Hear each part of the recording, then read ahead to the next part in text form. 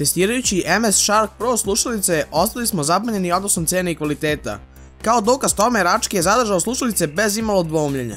Ovog puta u saradnji sa kompanijom Nebo na testu imamo jedne veoma slične slušalice, Redragon Skyla H901. Headset dolazi u prepoznatljivom pakovanju za Redragon, koji se uvijek trudi da za što manje novca dobijemo što bolje proizvode. Kutija je minimalistički dizajnirana, a na prednjoj strani možemo vidjeti same slušalice i Redragon logo, dok sa zadnje strane imamo detaljne specifikacije o njima. Slušalice su gamerski dizajnirane, a kvalitet izrade je na osrednjem nivou. U samim slušalicama se nazire crveni Redragon logo koji se nažalost ne osvetljava. Jastučići su izrađeni od memorijske pene i veoma lepo prijanjuju uhu. Također imamo i štelujući zglob na kome se nazire Redragon logo, pa će se slušalice lako prilagoditi glavi korisnika.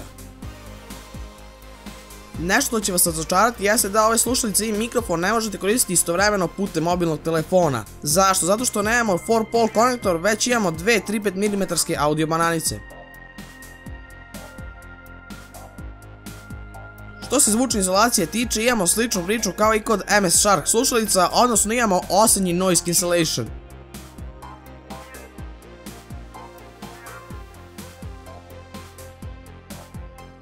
Ovaj stereo headset je opremljen sa neodijumskim driverima od 40 mm koji su zaduženi za reprodukciju kristalno jasnog zvuka sa zaista odličnim basom, što će se pokazati izuzetno važno u gamingu.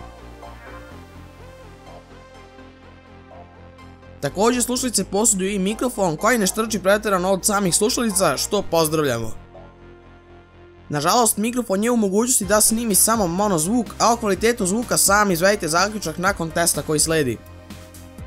Ovako se čuje zvuk sa Redragon slušalica, kao što vidite kvalitet zvuka nije ništa poseban, ali nećemo se žalimo za 10 evra.